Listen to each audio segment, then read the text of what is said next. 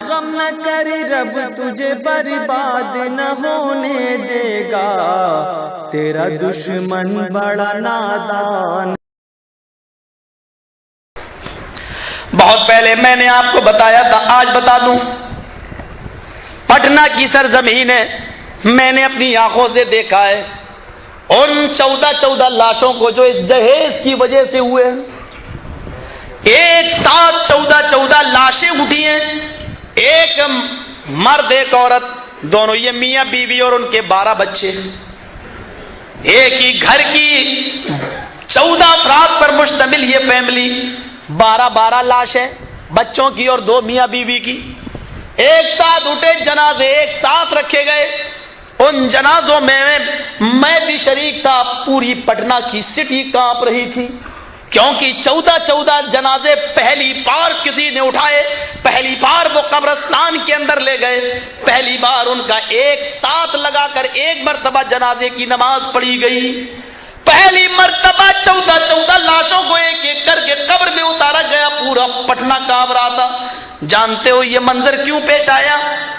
اس باپ کی ایک جوان بیٹی تھی، رشتہ آتا تھا، شادی میں 1 مہینہ رہ جاتا تھا، لڑکے کی طرف سے جہیز کی ایک لسٹ آ جاتی تھی، غریب باپ تھا، رشتہ ٹوٹ جایا کرتا تھا۔ دوسرا رشتہ لگا، 1 مہینہ رہ گیا، پھر لسٹ آ گئی، رشتہ ٹوٹ گیا۔ لڑکی کی بڑھتی جوانی جہیز کی ڈیمانڈ رشتے کو توڑ رہی تھی، لڑکی بھی اپنی جوانی کو کنٹرول نہ کر سکی اور اسی محلے کے ایک غیر مسلم ایک ہندو لڑکے کے ساتھ اس کے ناجائز تعلقات قائم ہو گئے۔ پھر خدا کی مار ایسی پڑی کہ لاکھ آلات منع حمل استعمال کرنے کے باوجود قدرت کا ایک تماچا ایسا پڑا کہ وہ لڑکی کا حمل ٹھہر گیا، کسی طریقے سے رہ گیا۔ نہ تو لڑکی کو پتا چلا کہ یہ الٹیاں کیوں آ رہی ہیں، نہ گھر والوں کو پتا چلا۔ اس کی ماں اس کو ہاسپٹل میں لے کر گئی، سرکاری ہاسپٹل اتنے قریب تھے کہ یہ پرائیویٹ ہاسپٹل میں علاج بھی نہیں ہو سکتا تھا۔ سرکاری ہاسپٹل کے ڈاکٹر نے کچھ رپورٹیں دی کہ یہ رپورٹ لے کر آؤ، بلڈ جانچ، پیشاب کی جانچ، فلاں جانچ۔ جب یہ ساری جانچیں سامنے آئی تو پیشاب کی جانچ سے یہ ثابت ہو گیا کہ لڑکی حاملہ ہے۔ کہا کہ اس حال میں تو یہ ہونا ہی ہے، الٹیاں آنا ہے، لہذا جاؤ، کوئی گھبرانے کی ضرورت نہیں، حمل ہے، ماں بننے والی ہے۔ لڑکی کی ماں کے پیروں کے نیچے سے زمین سرک گئی۔ اسپتال میں اور بھی لوگ ہوا کرتے ہیں، دھیرے دھیرے یہ خبر جنگل کی آگ کی طرح پورے محلے میں، پھر پورے پٹنہ میں پھیل گئی۔ اب جہاں اس لڑکی کا بھائی نکلتا لوگ چڑھاتے، کتنی گرمی ہے اس کی بہن میں، ارے ہندو ہی ملا تھا، ہم لوگ کیا مر گئے تھے، اس طریقے کے تانے مارے جاتے، لڑکی کے باپ کو بھی ستایا جاتا۔ ایک دن لڑکی کا باپ ان تانوں سے تنگ آ گیا اور اس نے ایک میڈیکل اسٹور سے زہر کی شیشی خریدی اور چپکے سے جب اس کی بیوی کھانا بنا رہی تھی تو پورا زہر اس پکتے ہوئے کھانے میں ڈال دیا، دروازہ اندر سے بند کیا، دسترخوان لگایا، کہا آج میری چھٹی کا دن ہے، سب بچے میرے ساتھ بیٹھ کر کھانا کھاؤ۔ سب بچوں نے، بیوی نے بیٹھ کر کھانا کھایا۔ تھوڑی دیر کھانا کھانے کے بعد پھر کیا ہوتا ہے، تھوڑی دیر کے بعد تڑپنے لگتے ہیں لوگ، لیکن دروازہ بند تھا، چیخ اور پکار کی آوازیں آ رہی ہیں، لیکن باہر سے اندر آئے کون، دروازہ تو اندر سے بند تھا۔ جب تک دروازہ توڑا گیا یہ 14 لوگ مر چکے تھے، ان کا انتقال ہو چکا تھا۔ پولیس کو خبر دی گئی، پولیس آئی، ڈیڈ باڈی کو اٹھا کر پوسٹ مارٹم کے لیے لے جایا جاتا ہے۔ پوسٹ مارٹم کی رپورٹ یہ آتی ہے سب کو زہر دے کر مارا گیا ہے۔ 14 لاشیں ایک ساتھ اٹھی، میں ان جنازوں میں شریک تھا، اس مٹی میں شریک تھا۔ میرے بھائیوں یہ منظر میں نے اپنی نظروں سے دیکھا ہے۔ اگر جہیز کی ڈیمانڈ اور لسٹ اس لڑکی کے باپ کو نہ دی جاتی تو آج یہ لڑکی بھی زندہ ہوتی، آج اس کے باپ بھی خوشیاں منا رہے ہوتے، آج وہ نانا ہوتے، آج کوئی دادا ہوتا، یہ کسی کی ماں ہوتی، कोई इसी का बेटा होता। ये 14 लाशें उठी तो ये दैन है इस बदतरीन जहेज की, ये लानत है इस बदतरीन जहेज की। मेरे भाइयों, जिसको आज जहेज फातिमा के नाम से याद किया जाता है कि अल्लाह के नबी ने भी अपनी बेटियों को दिया है, हजरत फातिमा को दिया है, क्या जवाब दोगे कयामत के दिन? क्या मेरा नबी इंसाफ का मर्डर करने वाला था? क्या मेरा नबी गैर आदिल था? अपनी एक बेटी फातिमा को जहेज दे और अपनी 3 बेटियों को वो कुछ भी न दे। मेरे भाइयों, क्या वो गैर मुनसिफ था? क्या वो इंसाफ करने वाला न था? क्या उसके दिल में भी आ सकता था कि मैं अपनी बेटियों को के दरमियान इंसाफ न करूं? फातिमा को सबसे ज्यादा चाहता हूं, सबसे ज्यादा इसी को दूं और बेटियों को महरूम कर दूं। क्या ये ख्याल नबी के दिल में भी आ सकता था? ये इल्जाम लगाने वालों, कयामत के दिन तुम क्या जवाब दोगे जनाब मोहम्मद रसूलुल्लाह सल्लल्लाहु अलैहि वसल्लम को? ये जहेज की लानत है। आओ, जहेज की इस रौ में बदतरीन लानत में बह रहे हो तो मैं आपको बताऊं, इन मोबाइलों से जो गलत ताल्लुकात कायम हो रहे हैं, लोगों इंसानियत के साथ बताओ क्या इन मोबाइलों का मिसयूज हो रहा है या नहीं हो रहा है?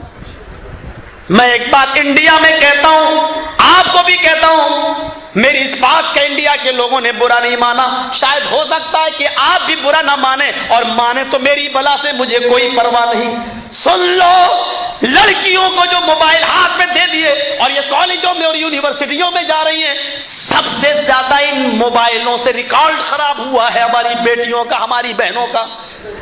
इनसे सबसे ज्यादा माहौल बिगाड़ा है। और आपको बताऊं मेरे भाइयों, दक्कन हैदराबाद मैं गया हूं, वहां की एक लड़की अलीगढ़ में पढ़ती थी। अर्ली फंक्शन में मैं गया, मैं उस लड़की से मिला इसलिए कि उसके यहां मेरे प्रोग्राम में मैं जा चुका था हैदराबाद में। बाप ने कहा था कि आपके यहां अलीगढ़ में पढ़ती है, वो करीब है। मैं मिला, उस लड़की ने मुझसे कहा, मौलवी साहब मेरे बाप मुझे घर में घुसने नहीं देते। बहुत पूछा मैंने लेकिन नहीं बताया। फिर एक मौके पर मैं उसके घर गया हैदराबाद, मैंने उसके बाप से बात की, यार तुम्हारी बेटी वहां पढ़ती है, पीएचडी मुकम्मल हो चुकी होगी, अब क्या बात, आती क्यों नहीं? बस मौलाना उसका नाम मत लो मेरे साथ। हमने कहा क्यों? कहा मेरी बेटी पीएचडी कर रही थी, मैं उसके लिए लड़का देख रहा था यहां, और मैंने आपसे भी कहा था कि आप भी पढ़ा लिखा कोई लड़का देखिए, मेरी बेटी अब आखिरी फाइनल में है और वो पीएचडी करेगी, उम्र ज्यादा हो चुकी है, मैं उसकी शादी कर दूं। आपने भी वादा किया था इंशाल्लाह मैं नजर में रखूंगा। मैंने कहा फिर क्या हुआ? कहा हम गए और रोते हुए लेटर लाएगा, पढ़ लीजिए इसको। मैंने उस लेटर को पढ़ा जो हिंदी में लिखा हुआ था। उस लेटर में लिखा था कि अब्बू जान मेरे लिए लड़का तलाश करने की जरूरत नहीं, मैंने कोर्ट मैरिज कर ली है।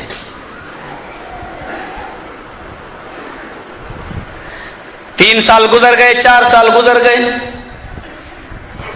उस लड़की की शादी में हुई, उस लड़का हिंदू था। एक मौके पर मेरा प्रोग्राम अमृतसर में हुआ, इश्तिहार लगे हुए थे।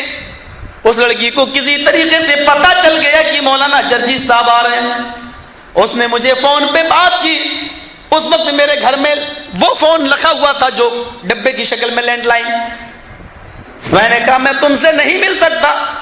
उसने मुझसे कहा ये मेरे घर का नंबर है, मौलाना आपको अल्लाह का वास्ता 10 मिनट के लिए आप मुझसे मिल लीजिए, लेकिन मेरे घर ना आइए, मैं तन्हाई में आपसे मिलना चाहती हूं, मैं अपने दर्द भरी एक दास्तान आपको सुनाना चाहती हूं।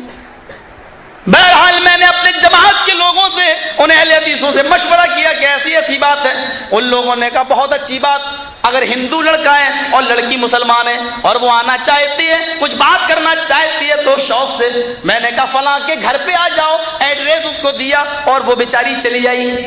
कहती मौलवी साहब किसी तरीके से मेरे बाप को राजी कर लो, मेरे बाप को मना लो, मैं लड़का छोड़ने के लिए तैयार हूं। मैंने कहा वजह क्या है?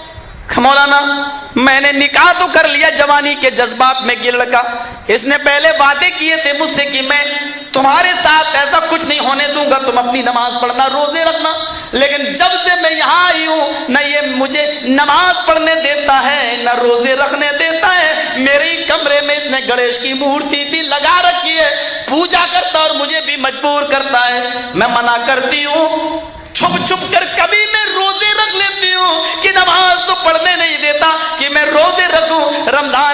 بناتا ہے تو یہ آزماتا ہے کہ دیکھیں یہ روزے سے ہے یا نہیں. تو یہ دن میں بھی مجھ سے ہم بستری کرتا ہے, دن میں بھی مجھ سے ملاقات کرتا ہے. میری آئے مولانا مجھے صرف اس بات کی فکر ہو رہی ہے, صبح کا بھولا شام کو گھر آ جائے, بھولا ہوا نہیں کہتے, مجھے اس بات کی فکر ہو رہی ہے کہ کہیں اس کے گھر میں مجھے موت نہ آ جائے, 2 گج زمین بھی مجھے دفن ہونے کے لیے نہیں ملے گی, اور مجھے ان ہندوؤں نے اپنی آستھا اور عقیدے کے مطابق لکڑیاں جلائیں گے اور میری چتا جلا دیں گے, میری لاش جلا دیں گے. میں مرنا چاہتی ہوں تو اسلام پر ایمان پر اور دفن ہونا چاہتی ہوں تو میں قبرستان کے اندر میں اپنے باپ سے معافی مانگنے کے لیے تیار ہوں, لیکن میرا باپ اپنی جیت زندگی میں میری شکل دیکھنے کے لیے تیار نہیں. میں نے 10 بندے تیار کیے امرتسر سے, اس میں 2-4 مولانا بھی تھے. میں نے ٹکٹ بنوایا, ان کو لے کر پہنچا. 3 دن لگے لڑکی کے باپ کو منانے میں, لیکن الحمدللہ کامیابی مجھے ملی. لڑکی کے باپ کو سمجھا لے گئے, حیدرآباد کے لوگوں کو بھی میں نے سمجھایا, ان کو بھی بلایا اور پوری باتیں بتائی. میں نے کہا پھر کیا چاہتے ہو کہ آپ کی بیٹی جہنمی بن جائے؟ آ جانے دو اس کو, نکاح ہی نہیں, جب ہندو لڑکے کے ساتھ کولڈ میرج نہیں تو طلاق کی ضرورت بھی نہیں. آپ اس سے کہیے کہ اس کو بلا لیجیے اور جہاں آپ چاہیں گے اس کا رشتہ کرا دیجیے. یہ زندگی اس کے ساتھ جو گزر رہی ہے وہ بہت گھٹ رہی ہے. بہرحال لڑکی کے باپ تیار ہوئے اور پھر ایک پلاننگ کے تحت اس لڑکی کو باہر نکالا گیا اس کے گھر سے اور ٹرین پہ بٹھا کر لایا گیا. اس لڑکی نے وہاں آنے کے بعد کورٹ میں یہ بیان دے دیا.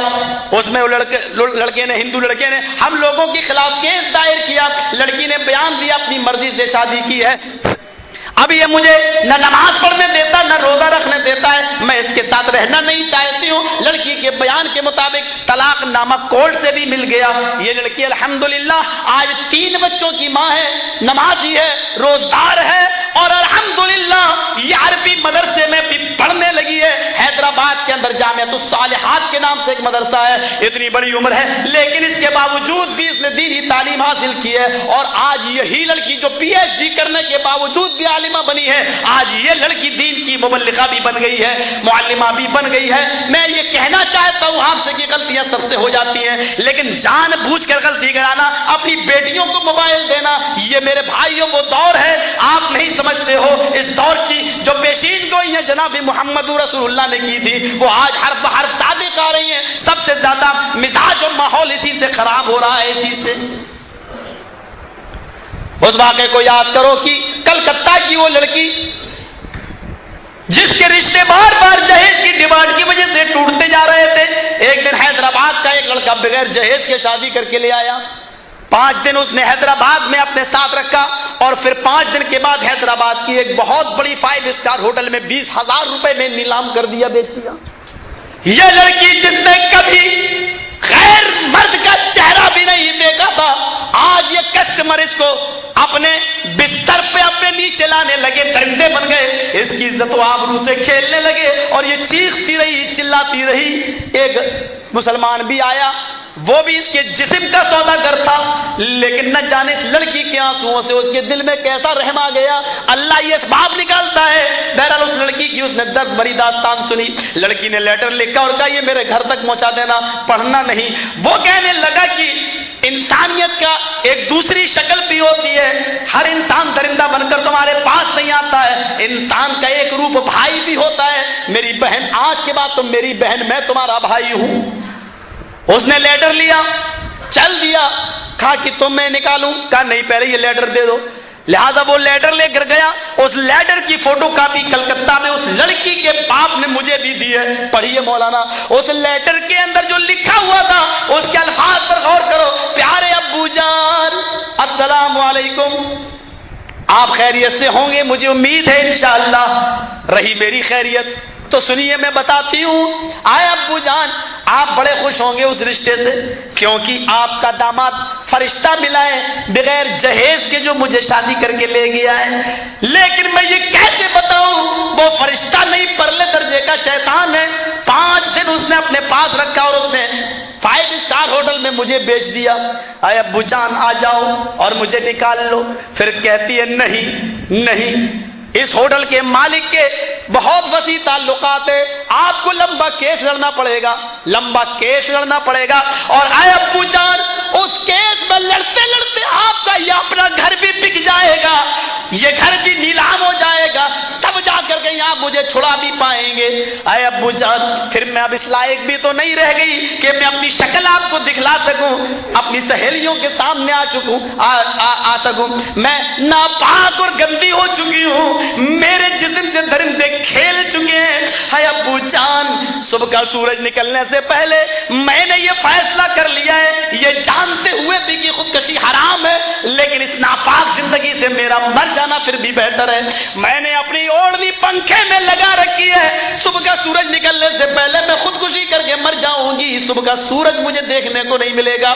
یہ لیٹر میں صرف اس لیے لکھ رہی ہوں کیونکہ میں اپنی ایک چھوٹی سی بہن فاطمہ جو 4 سال کی ہے چھوڑ کے آئی ہوں، چھوٹی سی تھی فاطمہ اس کی بہن، میں اپنی چھوٹی سی بہن فاطمہ کو چھوڑ کے آئی ہوں۔ میں یہ تم کو بتانا نہیں چاہتی تھی اپنی موت کے بارے میں کہ آپ کو صدمہ پہنچے گا، لیکن یہ لیٹر میں صرف اپنی بہن کی وجہ سے لکھ رہی ہوں۔ اے میرے پیارے ابو جان، جب میری یہ چھوٹی بہن فاطمہ جب تک بالغ ہو، 18 20 22 25 سال کی ہو، تب تک آپ اتنا کما لینا، اتنا کما لینا، اتنا کما لینا۔ آگے کے الفاظ پر غور کرو جو اس نے لکھے ہیں، میرے نہیں ہیں، اس لڑکی کے ہیں جو خودکشی کر کے مر گئی، اس کے ہے۔ اے ابو اتنا کما لینا، اتنا کما لینا کہ میری بہن کا جب رشتہ کرو تو جو کتا جتنی ہڈیاں مانگے اس کے سامنے اتنی ہڈیاں پھینک دینا۔ ان الفاظوں پر غور کرو کہ جو کتا جتنی ہڈیاں مانگے اس کتے کے سامنے اتنی ہڈیاں پھینک دینا، تاکہ میری بہن کو وہ دن نہ دیکھنا پڑے جو مجھے دیکھنا پڑ رہے ہیں۔ آخر میں آپ کی بیٹی جو آپ کی فرما بردار نہ بن سکی جمیلہ، یہ لکھا، اور اس کے بعد پھر اس لڑکی کی صرف ڈیڈ باڈی اس باپ کے پاس پہنچتی ہے۔ کتنی جانیں لی جائیں گی اس جہیز کی وجہ سے، میں سمجھ رہا ہوں کہ آپ کا وقت، لیکن ایک واقعہ میں اور سناؤں گا اس جہیز کے تعلق سے۔ میر تقی میر کا بہت بڑا شاعر تھا، اور اس کی شاعری ایک موقع پر رک جاتی ہے۔ جہیز کی ڈیمانڈ، ایک لڑکی، اکلوتی لڑکی، کہا کہ اس لڑکے سے ہی شادی کروں گا۔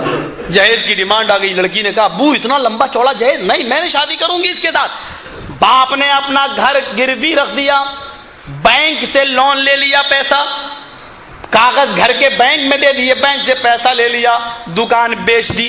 باپ کی دکان بک گئی لیکن جہیز پورا نہیں ہو سکا، پھر گھر کو بھی گروی رکھ دیا لیکن جہیز پورا نہیں ہو سکا، بہرحال قرض لیا اور کسی طریقے سے شادی کر دی۔ لڑکی منع کرتی رہی کہ اس درندے سے شادی نہ کرو جس کو آپ کی مال سے محبت ہے، بیٹی سے نہیں۔ کہا بیٹی اس گھر میں تم خوش رہو گی، اکیلی تو بیٹی ہو، مجھے کرنا کیا ہے، شادی کر لو۔ باپ نے زبردستی اسی جگہ شادی کر دی، کیونکہ لڑکا بہت فنکار تھا اور بہت اسمارٹ تھا، اور وہ لڑکی کو آرام سے رکھ سکتا تھا۔ باپ نے یہ چیز تو دیکھی، بہرحال رخصتی کر دی۔ بیٹی اپنے باپ کے گلے سے چپک گئی، رخصتی کے موقع پر رو رہی ہے۔ لوگ سمجھ رہے ہیں کہ اس لیے رو رہی ہے کہ رخصتی کے موقع پر ہر لڑکی روتی ہے، لیکن یہ معاملہ تو دوسرا ہے۔ وہ یہ سوچ کر رو رہی ہے کہ ابو یہ بینک کا قرض کیسے ادا کرو گے، یہ دکان جو بیچ دی ہے اور لوگوں کا قرض کیسے ادا کرو گے۔ اے ابو جان اتنا لمبا چوڑا قرض آپ نے اپنے سر پہ رکھ لیا میری محبت کے خاطر، میری جوانی آپ کے اوپر کتنی مصیبت بن گئی ہے۔ کہا بیٹی گھبرانے کی ضرورت نہیں، تیرا باپ سب ادا کر دے گا۔ یہ لڑکی غم کا ایک طوفان لے کر ماروتی گاڑی میں بیٹھتی ہے، ودا ہوتی ہے، رخصت ہوتی ہے، پھول اور مالائیں پڑی ہوئی ہیں اس گاڑی کے اندر، 2 گھنٹے کے اندر سسرال پہنچتی ہے۔ رات کے 10 بجے ودا ہوتی ہے، 12 بجے سسرال پہنچتی ہے۔ 1 گھنٹے تک اس محلے کی، علاقے کی لڑکیاں نشانے ستم بناتی رہی۔ رات کے 2 بجے کمرہ خالی کر دیا گیا۔ شوہر اپنی بیوی کے پاس جاتا ہے، سلام کرتا ہے، لیکن اس کی بیوی میر تقی میر کی بیٹی جواب نہیں دیتی۔ وہ چارپائی پر بیٹھا، میر تقی میر کی بیٹی کہتی ہے نیچے سو جاؤ۔ کہا کیا بات ہے؟ کہا تم کو میرے مال سے محبت ہے، جاؤ مال نیچے رکھا ہوا ہے، شوق سے اس کے ساتھ سو جاؤ، اسی کو چومو چاٹو، جو کرنا اسی کے ساتھ کرو، میں تمہاری کون ہوں؟ کہا میری پیاری بیوی، آج کی رات حجتوں کی رات نہیں، بحث کی رات نہیں ہوتی، آج کی رات وہ رات ہے جس کی ہر نوجوان لڑکے لڑکی کو انتظار ہوتا ہے، آج کی رات تو بحث و مباحثے میں مت گزارو۔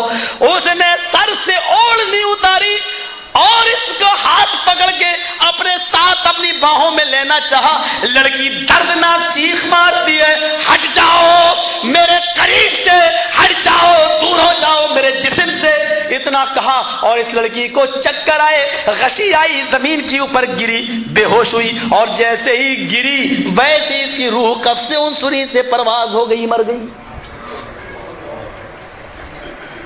خبر جنگل میں آگ کی طرح پھیلی، محلے میں یہ خبر پہنچانا ضروری تھا امیر تقی میر کو بھی کہ تمہاری بیٹی کا انتقال ہو گیا۔ ایک قاصد بھیجا گیا گاڑی بک کر کے، وہ گیا، دروازہ کھٹکھٹایا، امیر تقی میر کی بیوی نکلی، کیا بات؟ کہا آپ کے ہسبینڈ کہاں ہیں، شوہر کہاں ہیں؟ نماز پڑھنے گئے ہیں۔ وہ مسجد کی طرف بھاگا، سلام پھیرا جا رہا تھا، السلام علیکم ورحمت اللہ، السلام علیکم ورحمت اللہ۔ میر تقی میر ابھی دعا ہی مانگ رہے تھے، چہرے پہ انہوں نے ہاتھ پھیرا، اس لیے کہ وہ مسلکن اہل حدیث میں ہی تھے۔ میرے بھائیوں، انہوں نے دعا مانگی، چہرے پہ ہاتھ پھیرا، مسجد سے باہر نکلے۔ قاصد نے کہا چلیے آپ کو اور آپ کی بیوی دونوں کو چلنا ہوگا۔ کہا کیوں؟ فرمایا تمہاری بیٹی اب اس دنیا میں نہیں رہی، اس کا انتقال ہو گیا، اٹیک پڑ گیا۔ میر تقی میر نے سینے پہ ہاتھ رکھا، فرمایا قاصد ہوش میں تو ہو؟ فرمایا میں بالکل ہوش میں ہوں۔ میری بیٹی، آپ کی بیٹی مر گئی؟ کہا میری بیٹی مری نہیں، میری بیٹی کو میرے داماد کی جہیز کی لسٹ کے صدمے نے مار ڈالا، میری بیٹی کو جہیز کے بوجھ نے مار ڈالا۔ اپنی بیوی کو خوشامد کرتا ہے، مناتا ہے، بیوی ہے کہ روتی روتے حال سے بے حال ہو گئی، بیچاری پریشان ہے، لیکن سمجھاتا ہے اور اس کو لے کے آتا ہے، گاڑی میں بیٹھتا ہے، بیوی سے کہتا ہے تم بیٹی کے گھر کے اندر جاؤ، سسرال کے اندر جاؤ، میں باہر ہوں، لوگ بیٹھے ہوئے ہیں باہر، چادر بچھی ہوئی ہے۔ فرمایا کہ تم لوگ یہاں کیوں بیٹھے ہو؟ دیکھیے ہوش و حواس کام نہیں کر رہا ہے۔ میر تقی میر کہتے تم لوگ یہاں کیوں بیٹھے ہو؟ آپ کی بیٹی کا انتقال ہو گیا، میری بیٹی دکھائی نہیں دے رہی ہے، کہاں ہے؟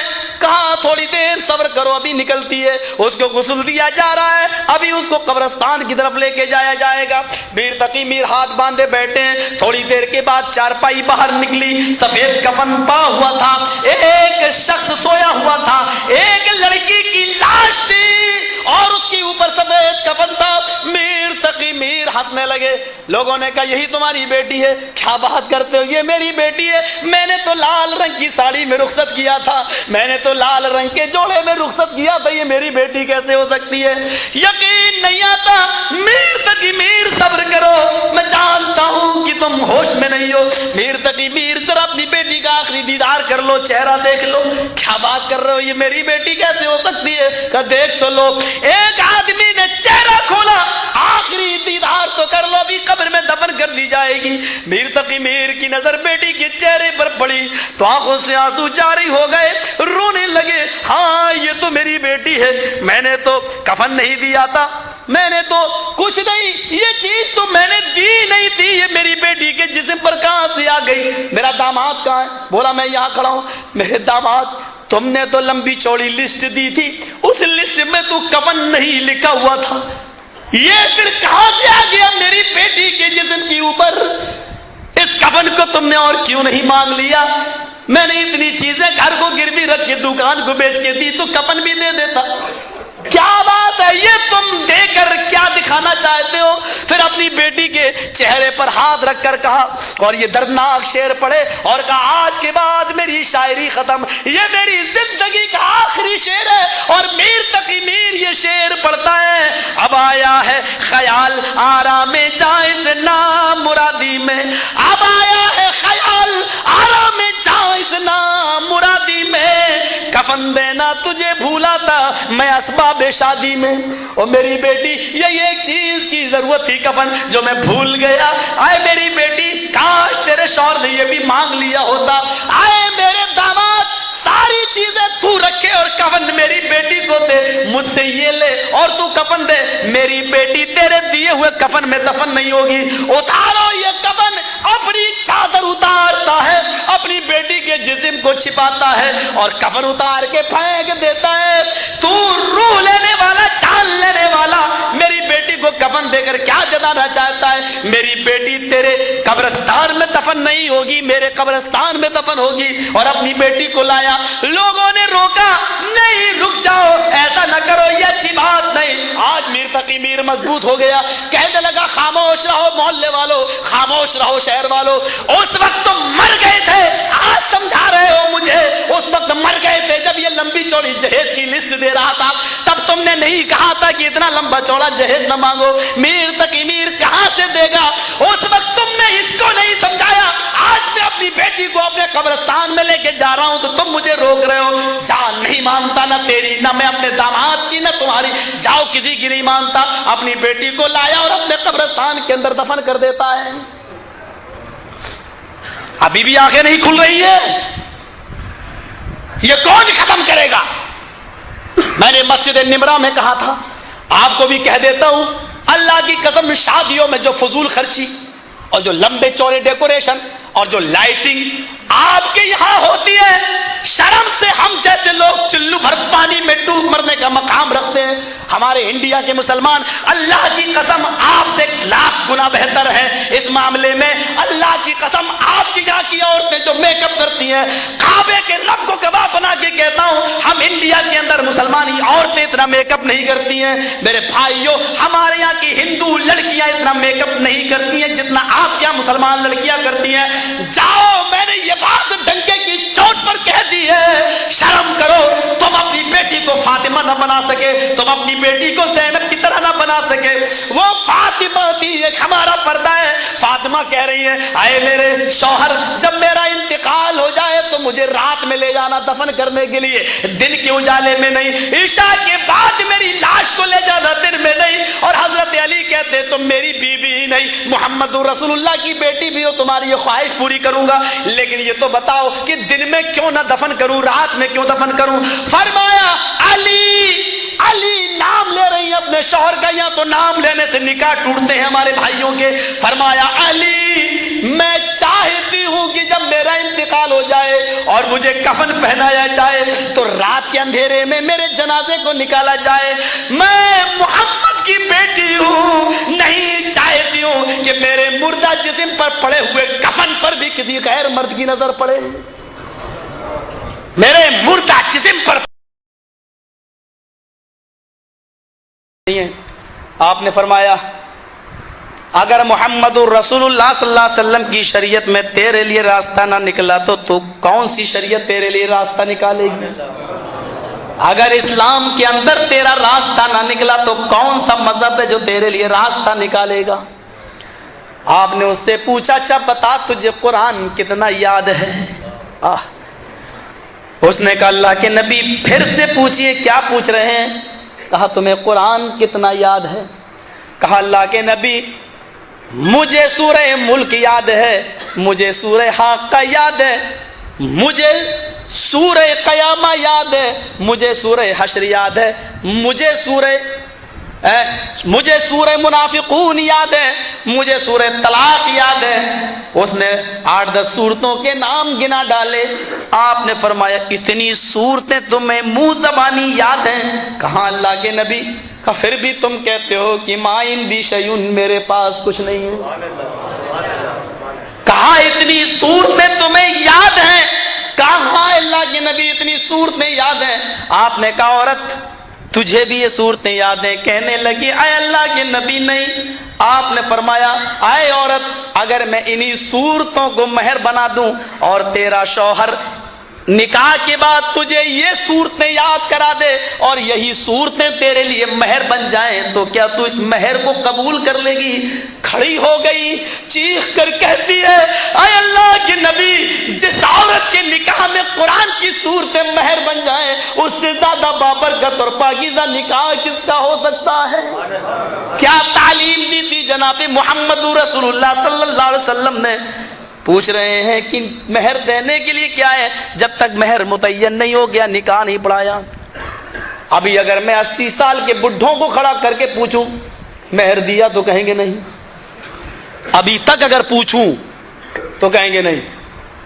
مسئلہ یاد رکھو، میں اس طریقے کی بات کہنے نہیں چاہتا تھا، لیکن آج جب جذبات کی راہ میں بہہ رہا ہوں تو کہہ دیتا ہوں، بغیر مہر دیے ہوئے آپ کی بیوی آپ کے لیے حلال نہیں ہے۔ نوٹ کر لو میری بات کو، آپ کی بیوی آپ پر اسی وقت حلال ہوگی جب آپ اس کو مہر دے دیں گے۔ یہ الگ بات ہے کہ بیوی مہر نہ لے، یہ الگ بات ہے کہ بیوی 2-4 سال کے لیے آپ کو مہلت دے دے، یہ بیوی کا اختیار ہے، وہ چاہے تو 2-4 سال کے لیے مہلت دے دے، 10-20 سال کے لیے مہلت دے دے، وہ چاہے تو